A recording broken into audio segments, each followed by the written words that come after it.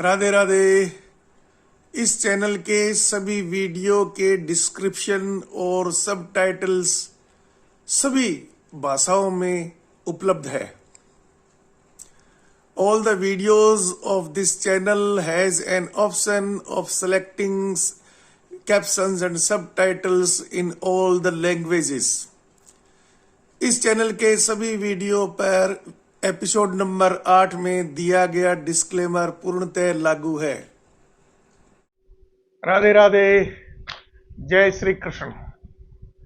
तो श्रद्धालुओं, अपनी आध्यात्मिक यात्रा में आज हम चर्चा करेंगे गीता के अध्याय नंबर 14 पर।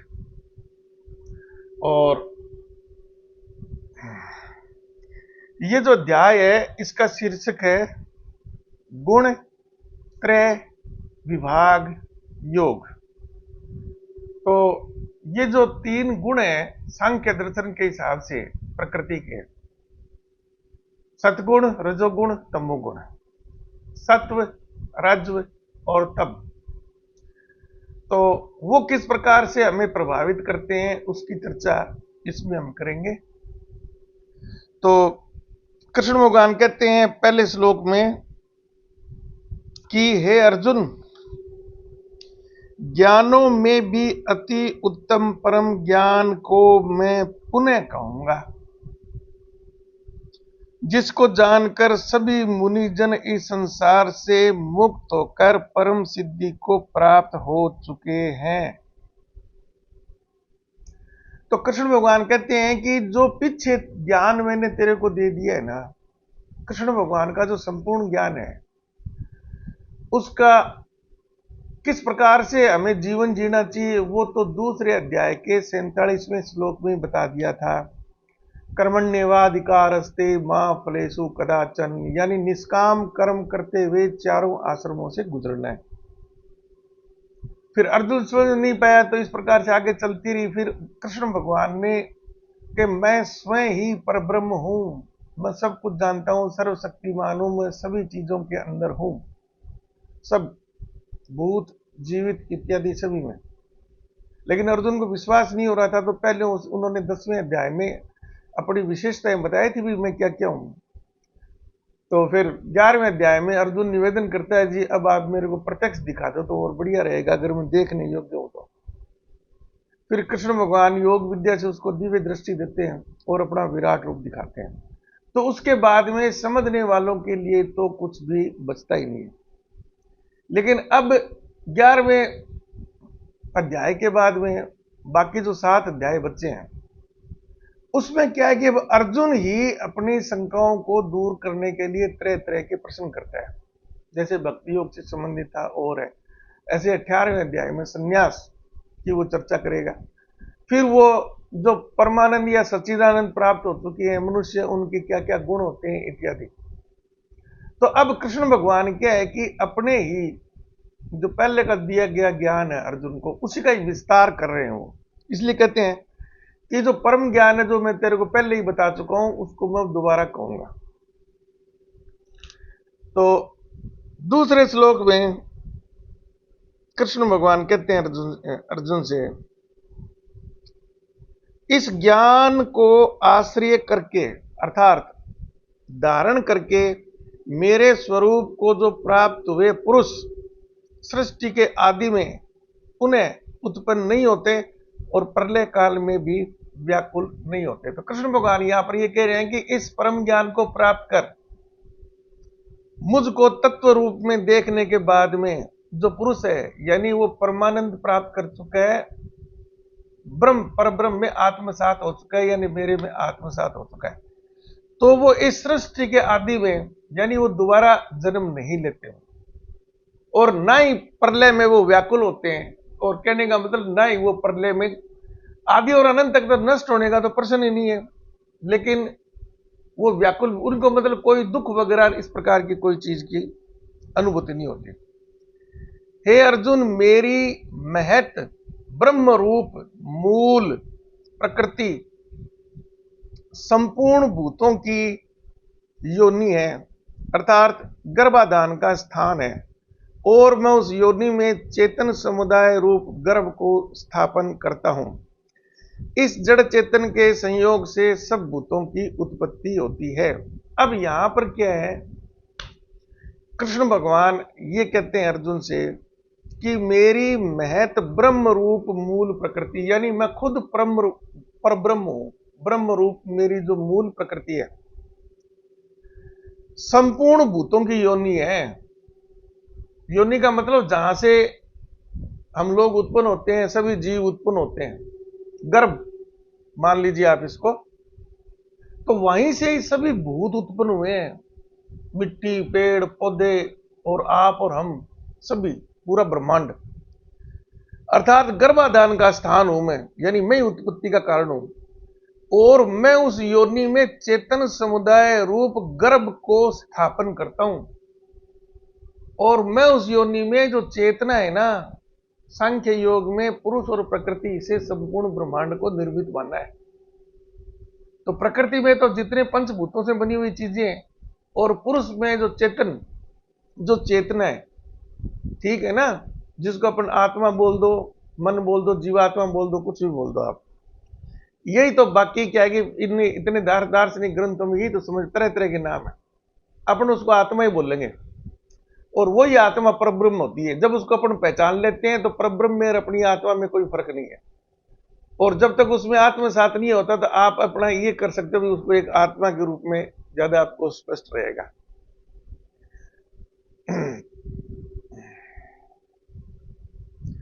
तो प्रकृति और पुरुष के मिलन से, संयोग से सब भूतों की उत्पन्न होती है। यानी जितने भी संसार में हमें चीजें दिखाई दे रही है, पृथ्वी, सूर्य, चंद्रमा, पूरे ब्रह्मांड के ग्रह, नक्षत्र, तारे, जीव जंतु इत्यादि, वो सब प्रकृति और पुरुष के संयोग से बने हुए हैं। अब यहां पर कृष्ण भगवान, इस श्लोक को अपन पूरा विस्तार से देखें तो जिनको हम मृत बोलते हैं ना, उनमें भी चेतना होती है। ये इसलिए अगले अध्याय में बिल्कुल एक श्लोक आएगा, उसमें बिल्कुल स्पष्ट कृष्ण भगवान बोलते हैं कि मैं सभी भूतों में भी चेतन हूं। जिनको अपन पंचभूतों से निर्मित मानते हैं शुद्ध रूप में, जैसे कि पत्थर हो गया, लोहे की कोई वस्तु है, या कार है इत्यादि, जिनको अपन जीवित नहीं मानते दैनिक जीवन में, तो वो श्लोक भी आएगा।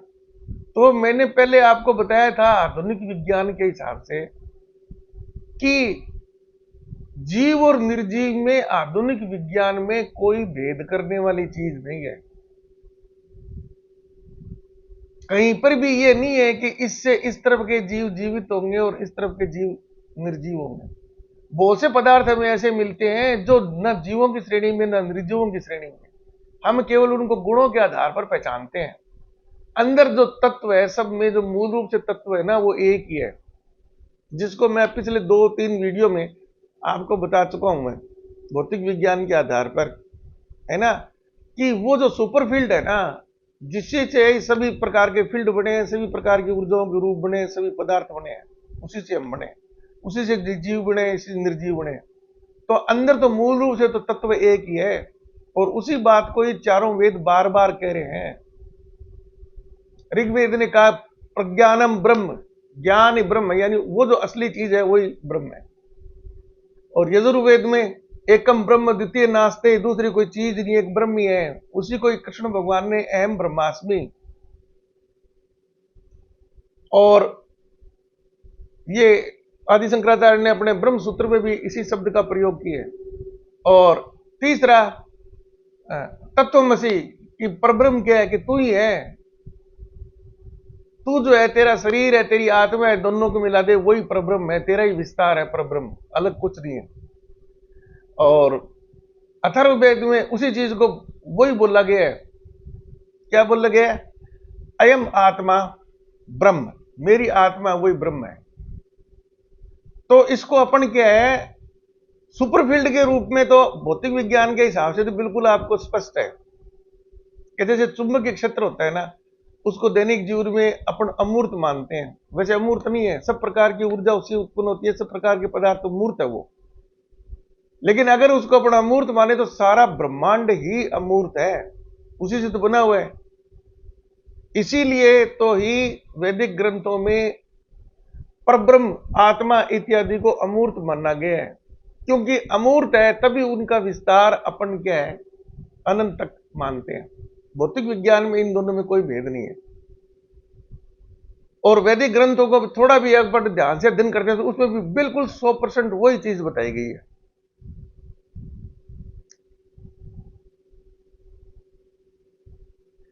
हे अर्जुन, सत्व गुण, रजोगुण और तमोगुण, ये प्रकृति से उत्पन्न तीनों गुण अविनाशी जीवात्मा को शरीर में बांधते हैं।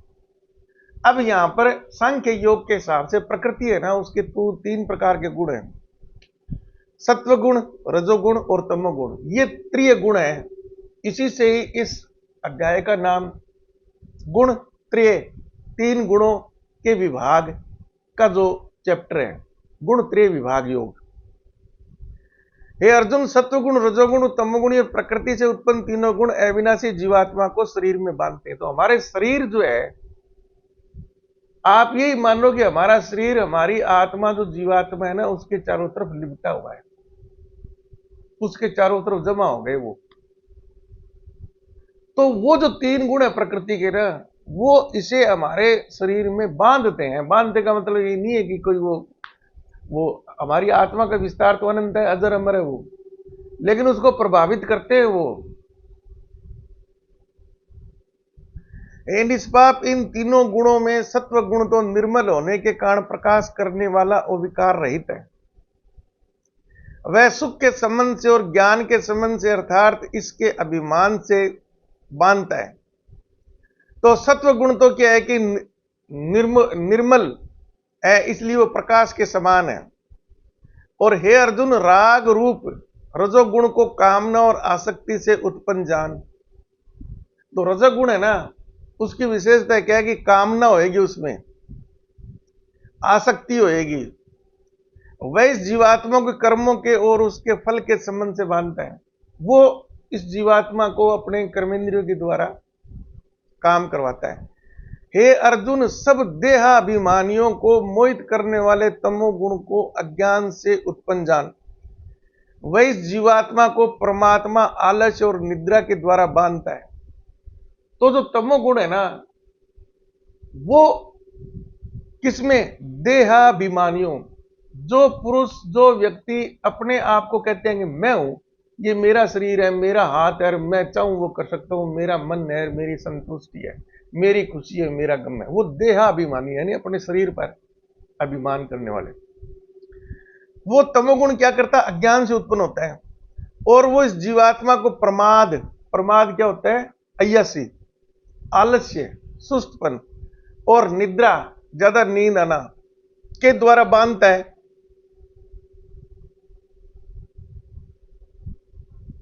हे अर्जुन, सत्व गुण सुख में लगाता है और रजोगुण कर्म में, तमोगुण तो ज्ञान से बढ़कर प्रमाद में भी लगाता है। तो तीनों गुणों की विशेषता बताई है कि जो प्रकृति के 3 गुण है, आत्मा को जब ये प्रभावित करते हैं यानी बंधन में बांध लेते हैं, तो सत्व गुण का जिसमें अधिक होगा वो सुख का अनुभव करेगा, संतोषी रहेगा, परमानंद का अनुभव करेगा। रजोगुण वाला कर्म करवाएगा, तरह तरह के काम करते हैं, भागदौड़ करते हैं, लोभ लालच आ गया इसमें। तमोगुण ज्ञान को ढककर प्रमाद में, तमोगुण क्या है कि फिर बिल्कुल ही ज्ञान को ढक देता है वो, तो हम उल्टे पुल्टे काम करते हैं, जिसको अपन अय्यासी बोलते हैं, जिसको हम दैनिक जीवन में अनैतिक कार्य बोलते हैं। हे अर्जुन, रजोगुण तमोगुण को दबाकर सत्व गुण और सत्व गुण और तमोगुण को दबाकर रजोगुण, वैसे ही सत्व गुण और रजोगुण को दबाकर तमोगुण होता है, अर्थात बढ़ता है। अब क्या है कि हर प्रकार के मनुष्य आपको मिलेंगे। कुछ मनुष्य रजोगुण और तमोगुण को दबाकर सत्व गुण उनका उभर जाता है, तो वो सात्विक प्रकृति के मिलेंगे। कुछ मनुष्य आपको सत्व गुण और तमोगुण को दबाकर रजव गुण उनमें उभर जाता है, तो वो थोड़ा सा इस प्रकार के लालची, आत्म मतलब अहम वाले उद्देश्य के साथ कार्य करने वाले, लोभ मोह इत्यादि वाले होंगे। और कुछ पुरुष जिनमें जो तमोगुण है वो सत्व गुण रजोगुण दोनों को दबा लेते हैं, तो वो फिर आपको अय्यास, लोभी, है ना, इस प्रकार के जो अनैतिक कार्य करने वाले होते हैं। जिस समय इस देह में तथा अंतःकरण और इंद्रियों में चेतनता। जिस समय इस देह में तथा अंतःकरण और इंद्रियों में चेतना और विवेक शक्ति उत्पन्न होती है, उस समय ऐसा जानना चाहिए कि सत्व गुण बढ़ा है। तो ये गुण तीनों जो प्रकृति के रूप में हमें मिले हैं, उसमें कौन सा गुण है वो बाकी दोनों गुणों को दबा रहा है, उसकी पहचान कैसे होएगी? आप में चेतना आएगी, ज्ञान के प्रति लालसा बढ़ेगी। इस प्रकार की जो प्रवृत्ति आप में आती है, चाहे आप अभ्यास के द्वारा लाएं, चाहे कुदरतन आप में है, तो आपको मानना चाहिए कि आप में सत्व गुण की वृद्धि हो रही है।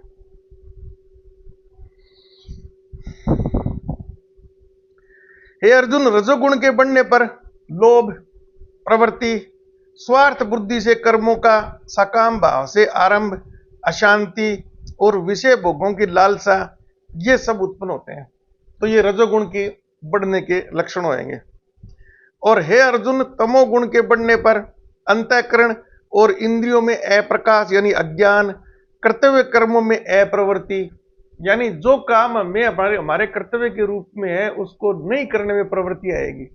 कर्तव्य कर्मों में अप्रवृत्ति यानी इच्छा नहीं करेगी। प्रमाद यानी अय्यासी अर्थात व्यर्थ चेष्टा और निद्रादि, अंतःकरण की मोहिनी वृत्तियां, ये सब ही उत्पन्न होते हैं।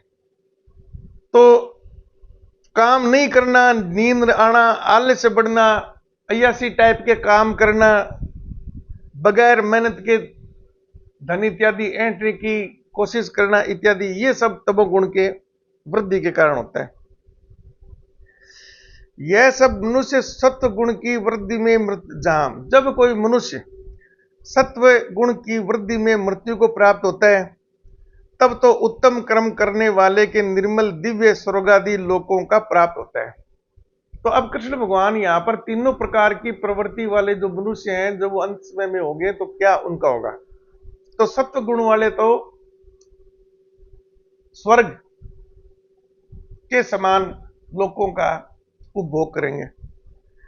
रजोगुण के बढ़ने पर मृत्यु को प्राप्त होकर कर्मों की आसक्ति वाले मनुष्यों में उत्पन्न होता है, तथा तमोगुण के रजोगुण वाले जो कार्य करने वाले व्यक्ति हैं, वो जो मृत्यु को प्राप्त होंगे, तो वो स्वर्ग इत्यादि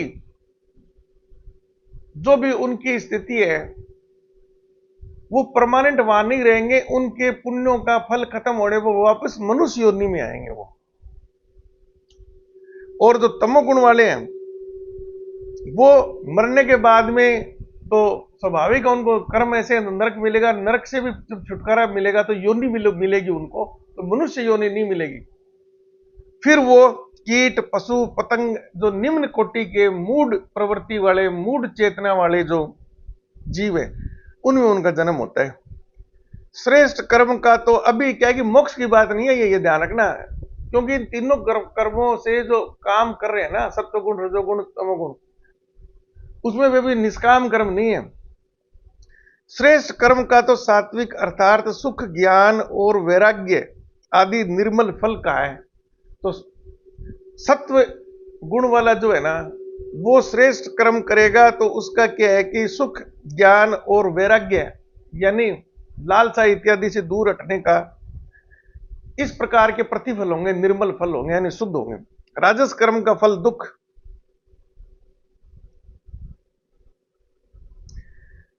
तामस कर्म का फल अज्ञान का है। सत्व गुण से ज्ञान उत्पन्न होता है और रजो गुण से निसंदेह लोभ तथा तमो गुण से प्रमाद और मोह उत्पन्न होते हैं और अज्ञान भी होता है। सत्व गुण में स्थित पुरुष स्वर्गादि उच्च लोकों को जाते हैं, रजोगुण में स्थित राजस पुरुष मध्य में अर्थात मनुष्य लोक में ही रहते हैं, और तमोगुण के कार्य रूप निद्रा, प्रमाद और आलस्य आदि में स्थित तामस पुरुष अधोगति अर्थात कीट, पशु आदि नीच योनियों को तथा नरकों को प्राप्त होते हैं।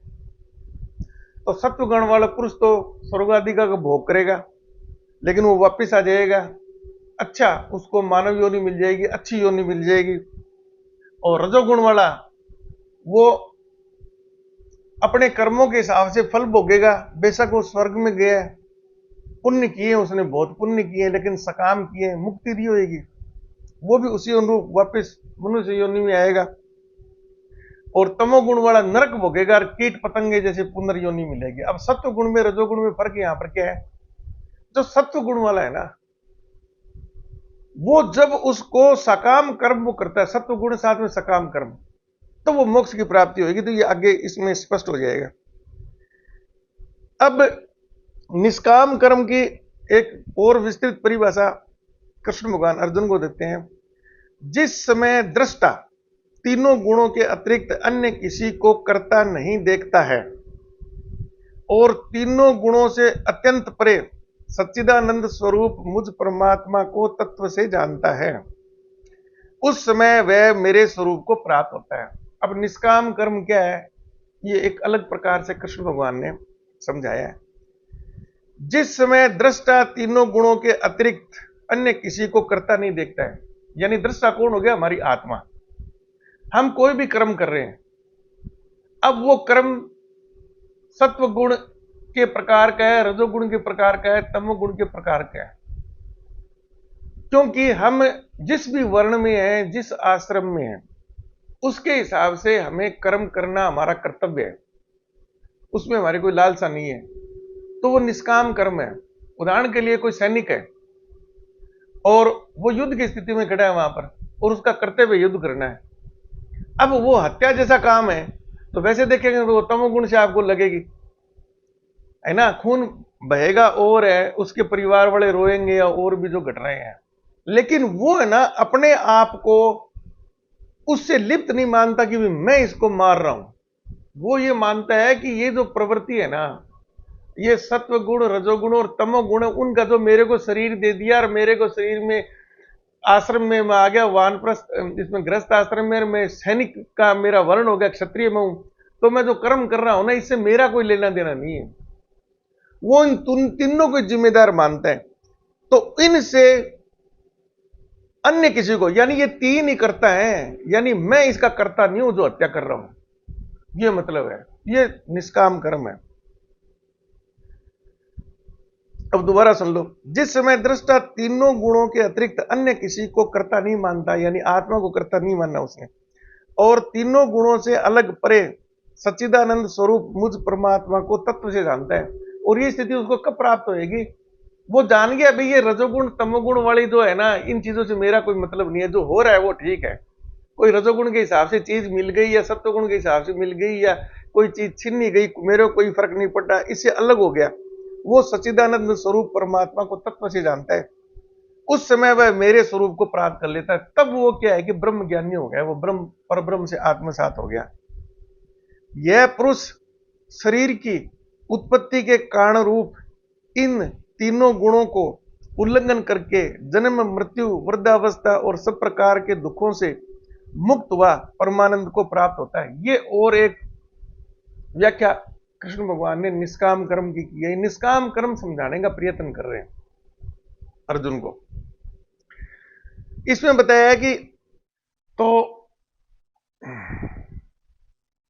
जो मनुष्य इस शरीर की उत्पत्ति के कारण, शरीर की उत्पत्ति का कारण है तीनों जो पंचभूतों से बना हुआ जो शरीर है, तीनों जो गुण त्रय है, सत्व गुण, रजोगुण और तमोगुण, उसके कारण से जो भी दैनिक जीवन में घटनाएं होती है, सुख है, दुख है इत्यादि, हर्ष है, खुशी है, मोह है, अमोह है, उनसे अतीत कर ले, उनसे अलग हो जाए, उनका उल्लंघन कर जाए, तो वो भी परब्रह्म को प्राप्त होता है। तो ये भी निष्काम कर्म की एक और विस्तारित परिभाषा है। अर्जुन बोले इन तीनों गुणों से अतीत पुरुष किन किन गुणों लक्षणों से युक्त होता है और किस प्रकार के आचरणों वाला होता है। अब अर्जुन पूछते हैं कि जिसने ये स्थिति प्राप्त कर ली है निष्काम कर्म की, परमानंद को प्राप्त कर लिया है, परब्रह्म से जिसका साक्षात्कार हो गया है, तो उसकी क्या क्या विशेषताएं होंगी, उसके क्या क्या गुण हो जाएंगे। तब कृष्ण कहते हैं, हे अर्जुन, जो पुरुष सत्व गुण के कार्य रूप प्रकाश को और रजोगुण के कार्य रूप प्रवृत्ति को तथा तमोगुण के कार्य रूप मोह को भी न तो प्रवृत्त होने पर उनसे द्वेष करता है और न निवृत्त होने पर उसकी आकांक्षा करता है। यानी सत्व गुण के कारण उसको कोई उपलब्धि प्राप्त होती है, सत्य का ज्ञान होता है जो प्रकाश रूप में है, या रजोगुण के कारण कोई उसको लाभ होता है, और ना और तमोगुण के कारण उसको मान लो कि एक बार कोई जो भी उसको प्राप्ति होती है तो उससे निवृत्त रहता है, उसमें उसकी खुशी नहीं होती, अपने आप को अलग रखता है वो। और अगर ये उपलब्धियां उसको नहीं भी मिलती है ना, तो उन उपलब्धियों को प्राप्त करने की आकांक्षा नहीं करता है। ये उस निष्काम कर्म करने वाले की पहचान होती है। जो साक्षी के सदृश स्थित हुआ, गुणों के द्वारा विचलित नहीं किया जा सकता और गुण में गुण वर्तते हैं ऐसा समझता हुआ, जो सच्चिदानंद परमात्मा में एक ही भाव से स्थित रहता है, उस स्थिति से कभी विचलित नहीं होता। जो निरंतर आत्म भाव में स्थित, सुख दुख को समान समझने वाला, मिट्टी पत्थर और स्वर्ण में समान भाव वाला, ज्ञानी प्रिय तथा अप्रिय को एक साथ समझने वाला। तो अब इसको अपन निष्काम कर्म को एक और उदाहरण से भी अपन समझ सकते हैं। जैसे कि मान लीजिए कोई ऐसी मजबूरी हो गई, आपको 2-2.5 घंटे कहीं व्यतीत करने हैं और आपका क्या है कि किसी फिल्म इत्यादि देखने में कोई दिलचस्पी नहीं है। अब आपकी मजबूरी है, आपको टीवी के सामने वहां पर बैठना पड़ रहा है, चाहे पंखे की हवा के लालच में या कुर्सी के लालच में, या जैसे प्लेटफॉर्म इत्यादि बस स्टैंड इत्यादि पर होता रहता है, हमें इंतजार करना भी और कहीं जा नहीं सकते। तो उस वक्त जो आपके फिल्म चल रही है ना, जिसे आपका कोई इंटरेस्ट नहीं है, तो आप क्या है कि उस फिल्म के जो कैरेक्टर हैं, जो कैरेक्टर खुश होते हैं तो ना आप खुश होते हैं, कैरेक्टर दुखी होते हैं तो ना आप दुखी होते हैं। जबकि वही जो चलचित्र है और आपको मन में उसके प्रति कोई लगाव हो, आपने सुन रखा हो बड़ी अच्छी फिल्म है, आपका फेवरेट एक्टर हो या फेवरेट एक्ट्रेस उसमें हो, और आप उस उद्देश्य के साथ उस फिल्म को देखने जाते हैं थिएटर इत्यादि में, तो अब क्या है कि आप पूरा उसमें आत्मसात हो जाते हैं। वो तो सोद्देश्य कार्य हो गया। और जो निष्काम भाव से आपने जो पहले वाली जो स्थिति है ना, कि वो एक्टर खुश हो रहे हैं तो आप पर कोई प्रभाव नहीं पड़ रहा, पर दुखी हो रहे हैं कोई प्रभाव नहीं पड़ रहा। तो इस प्रकार से अगर हम दैनिक जीवन की घटनाओं को देखेंगे बिल्कुल निर्लिप्त भाव से, तो ये उस सच्चिदानंद प्राप्त व्यक्ति की पहचान होती है।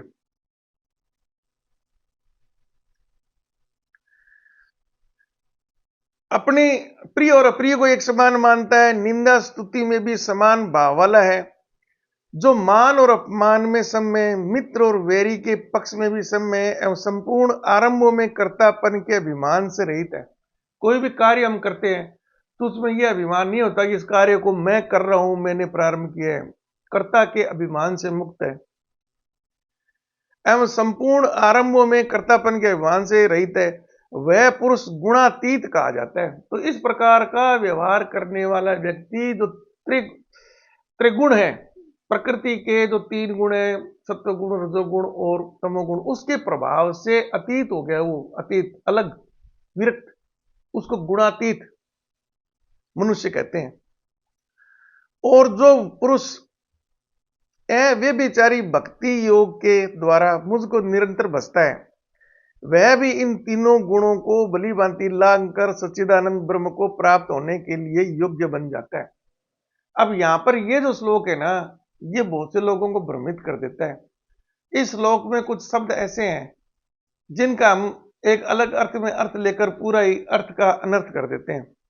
जैसे इसमें एक तो भक्ति योग आ गया, तो भक्ति योग से हम क्या समझते हैं, जैसे मीरा ने भजन किया है या कर्मा ने भजन किया, रात दिन हम वो भजन से गाते रहते हैं। इस प्रकार से भक्ति योग कृष्ण भगवान ने पूरा एक अध्याय है उसमें पूरा वर्णन किया है।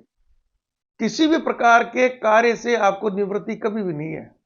चारों आश्रमों में आपका जो कार्य है ना, वो कार्य नहीं करना तो आपका अधिकार है ही नहीं।